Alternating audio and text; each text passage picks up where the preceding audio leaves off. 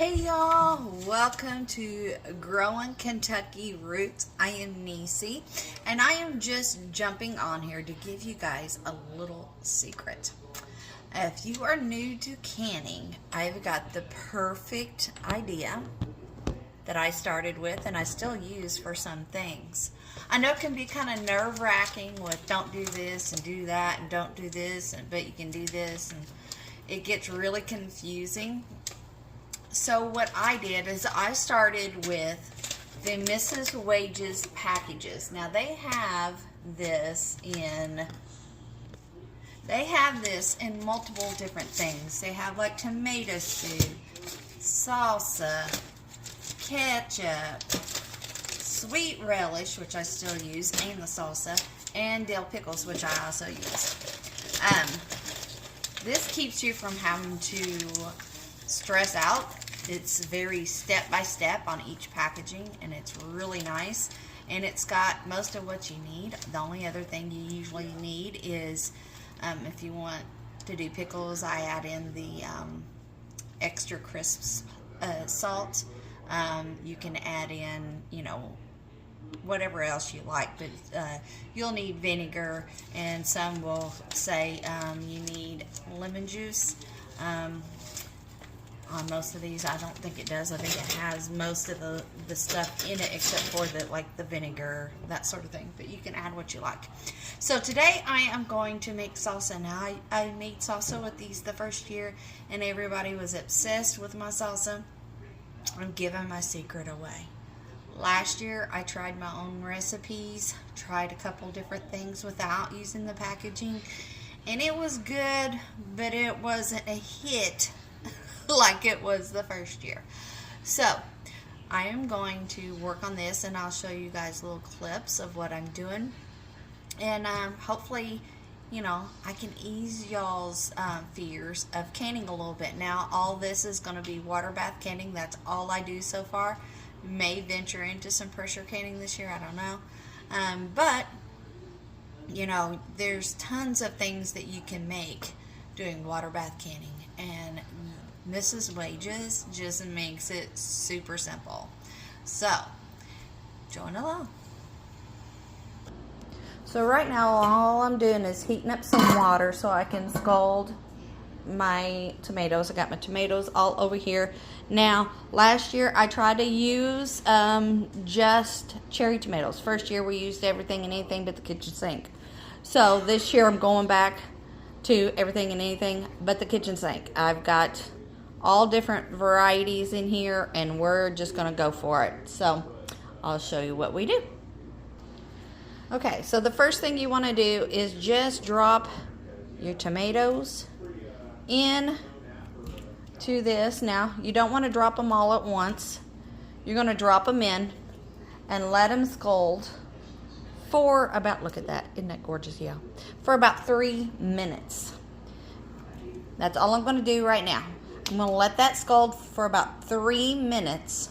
When I notice that the skin is splitting, that's when I'm going to remove them, and then I'm going to dip them in some cold water. Okay, so as you can see, that skin is starting to peel right off. So what I want to do is bring it over here and dip it. You don't want to leave it. You don't want to soak it. You don't want these tomatoes to get waterlogged and start losing their flavor. Okay, so we're just gonna dip, let the skin start peeling, and dump in ice. Then I'm gonna take them and set them aside, let them cool.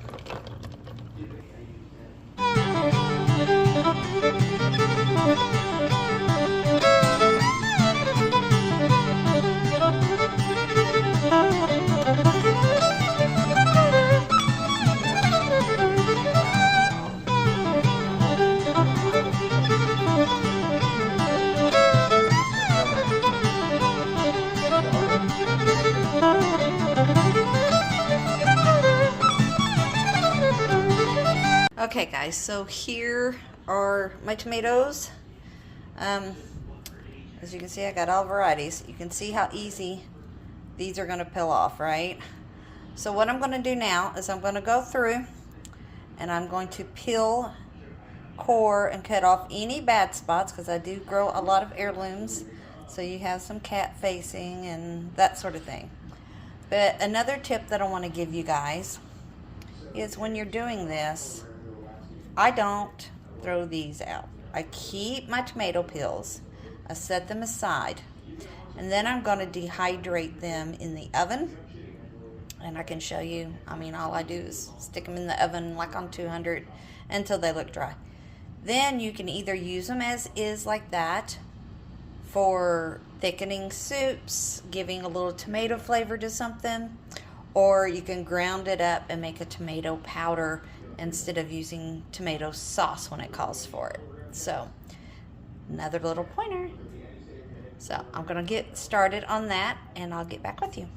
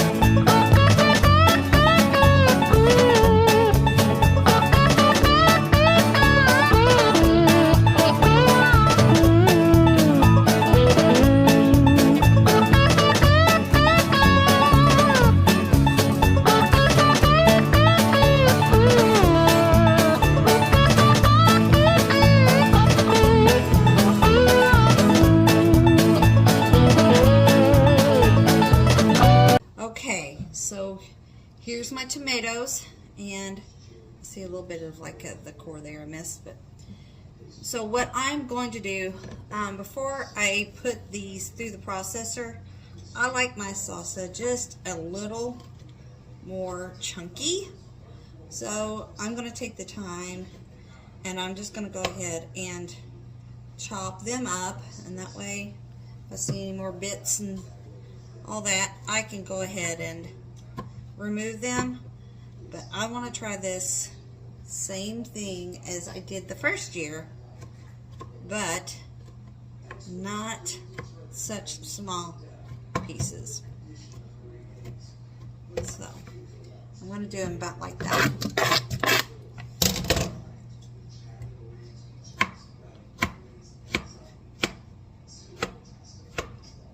Again, I got my water bath canner warming up here, and I've got my tomato skins in the oven and my jars in the oven warming them up, and we should be on the path to some delicious, yummy, easy peasy, lemon squeezy salsa. Ba-da-da-da-da. I am loving it. Now, some of these you guys are going to say, oh, that didn't look right, Denise. But guess what? They are right. Those are the pink Berkeley tie-dye.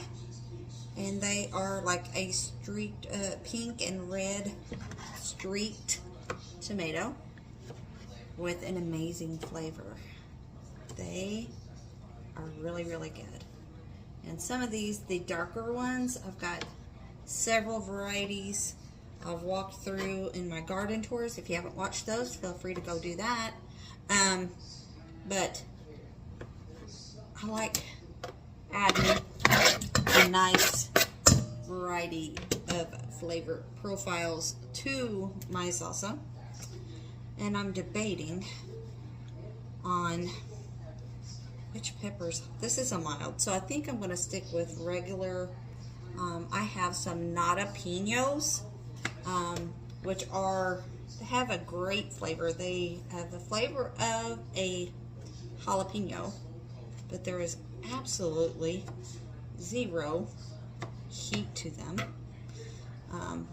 And I tend to like to cut them up and use them in cooking throughout the year. I'll just cut them up and freeze them. And sometimes I'll throw them in stuff like this too. So I think I'm going to do that because I also grew the lunchbox peppers this year. So I think I'll use those for freezing. So we'll see. I'm going to keep cutting these up and then I'll get back with you. Something else, guys, if you have a small yard and you don't have enough room to grow enough, but you want some less processed foods, a little healthier, less chemicals, we won't go there. If that is your goal, then my suggestion is to find somebody that you know that has some extra. Maybe barter with them. Hey, you give me the tomatoes and I'll give you a couple jars of salsa. Or maybe even go to a farmer's market. Support those local farmers. Make a deal with them on bulk tomatoes. And you can get her done. Now, these, I'm going to be doing 2 batches. It says 6 pounds and I had almost 13 pounds. So it says 6 pounds makes 7 quarts, I think. If that's different, I will put it on the screen. Also, guys, I do make a whole lot of salsa. One is because I have 3 adult children and their spouses, and they love salsa, except for one. He's kind of a picky eater. So they always want some. 2 is I use this as a base a lot for my chili in the wintertime. And I'm telling you what, it is thebomb.com. As a matter of fact, you're looking at the local chili cook-off winner. Whoop, whoop. Hopefully this year will be the same. Okay, so here is some nata pinos. I got some, they're not cut up, and I want to get these in and started. Nata pinos frozen. I'm just going to dump these right in there with it. Okay, next I am going to add onion. Now, none of mine were ready yet, and I found this big old mambo jambo. So we're going to do that, and what I'm going to do is I'm going to use this little choppity thing that I got on Amazon. I'll try to find the link and figure out how to add that, but I am going to use this to chop it up, and I'm going to use it's got different sizes, and I'm going to use the bigger because, like I said, I want this kind of chunky. Alright, so that's what we are doing next. So this is what we are looking like so far. So this says, so remember I doubled, so it says half of a cup of distilled vinegar, so that's going to be a full cup that I will be adding to this.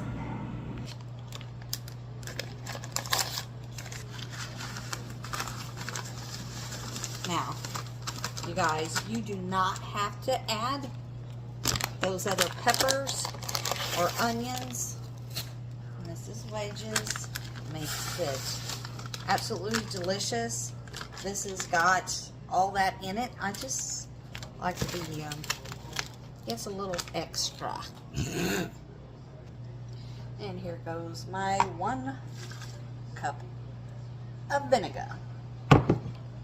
So then all you're going to do is stir this up and let it come to a boil.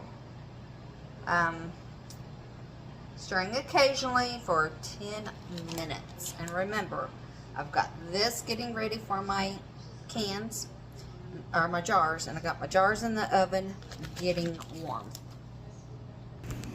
So this is where we're at right now. I got that burner on, gonna bring it to boil and let it simmer for 10 minutes. Now, after looking at it, I kind of wish I would have used this smaller setting for the onions. Those are pretty chunky, but I did want a chunky salsa, so there we are. Okay, so next I've got my rings and my lids, and what I like to do is I like to go ahead and set my lids inside of my rings, and then I just lay them down in here like this. And as you'll see here in a little bit, this makes it a lot easier when I'm trying to fish them out to put on the jars. Okay, so we got everything cooked. We are ready to start rolling. I'm going to use this big old measuring cup. That is my scooper. I use it as my scooper. I've got my little funnel here. These, I'm telling you, if you're going to can, you need one. You need one. Okay? And we're going to zippity-doo-dah. And I'm going to leave about that much. I go right up to about the lip here. And I wish you guys were here to smell this. Oh my pointa. It smells so good. And I am super excited. And I'm sure all the kiddos are, because they love their salsa. And I'm telling you, if you haven't tried salsa in your chili, oh my. It is the bomb. Just the bomb, bomb, bomb.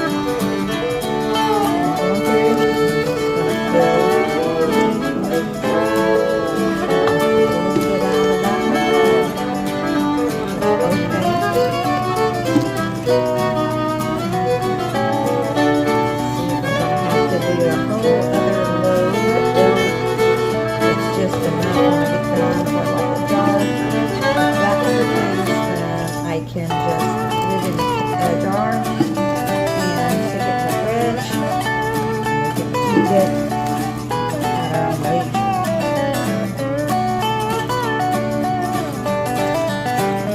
Alright, so there's that. I'm going to take a little out of this one here. And you can just do that one. Get me a little spoon.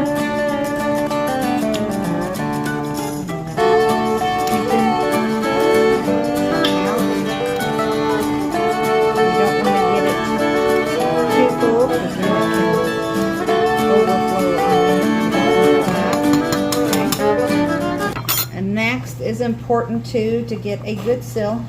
You want to make sure that you're wiping off your rims. I'm going to take a little wet paper towel. Some people use a rag, some people use vinegar. I found just taking the wet paper towel around the edges does the trick.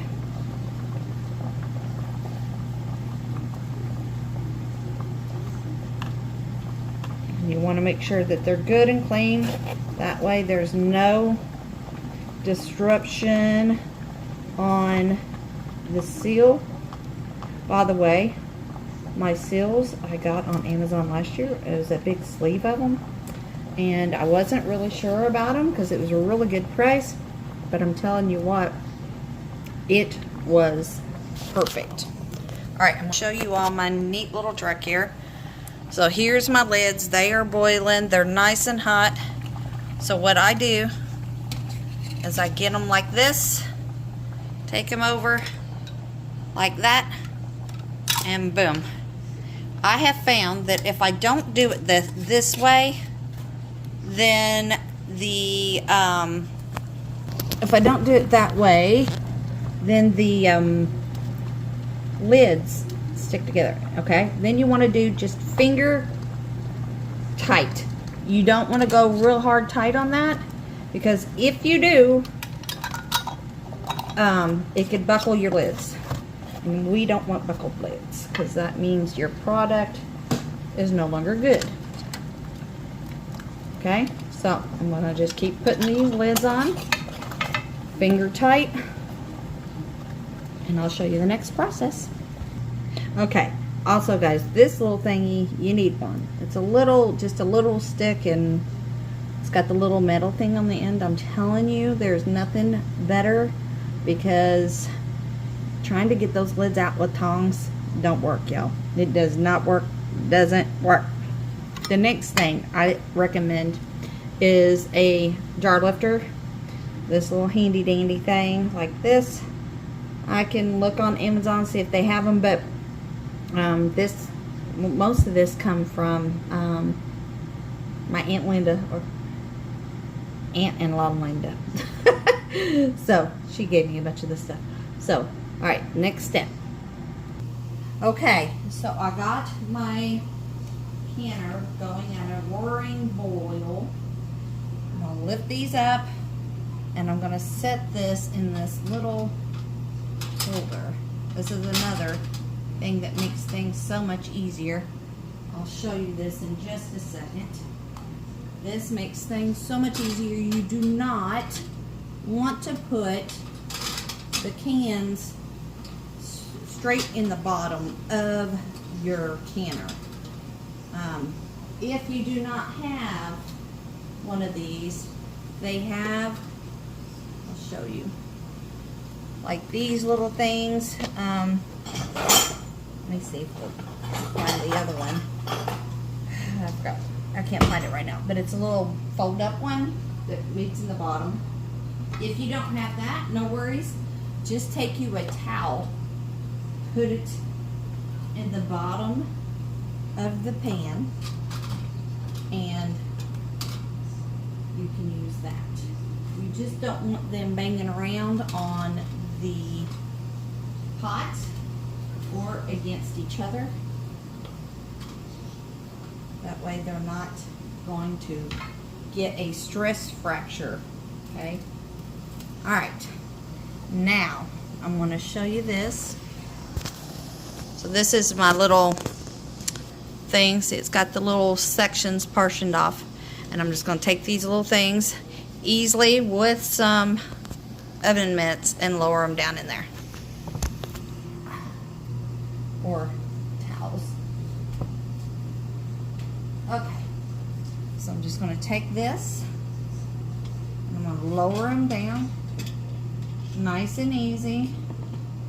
Another thing you want to make sure of is that the water is at least an inch above the top of your pots. Okay? Okay, so we got that going. We are going to set a timer for 40 minutes. Okay? And there we are, you guys. So I let it do the 40 minutes. Let it sit for 5 and then pull them out. You will start hearing popping, like a little ding. That means you have a good seal. Now, you want to let these sit still for 24 hours. So I'm not going to move them. I'm not going to shake them. I'm not going to do none of that. And then after that 24 hours, I'm going to take these rings off. The reason we do that is so we don't have a false seal where we think it's sealed and it's really not. So I store them without. So then here, you could eat them at any point, but I like to wait and let it sit for a week at least, if not 2. Now I had enough to do 7 pints, but then I also, you hear that little ding? I had a full one here. I did not process this one, so once it cools, I'm just going to set it in the fridge, and then we can start eating at any point. So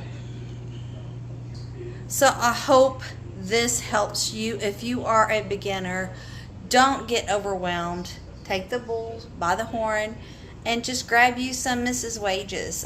You can order them on Amazon. You can Rural King, I know, carries them. Walmart carries them. So just check it out, you guys. Seriously, they have just about any kind of product that you want, from ketchup to relish, from salsa to tomato soup. So if you're a beginner, this is how I would recommend. Even after you starting with this, I still like it better than most recipes. So just a little pointer. Hope you enjoyed and hope you learned something. Until next time, see ya. One last thing is, if you don't get a good seal on one, you can either reprocess it or water bath it, or just stick it in the fridge and you can eat it right, within the next couple days to a week. Also, I like to label my jars. I just put what it is in the year, and then just a little pointer. I got these little garden markers, which are fantabulous. You need to try them. They are great to mark things in the garden. I have had no smearing, fading, or anything with this marker, and they are great. So I also use them to mark my jars. So there you go.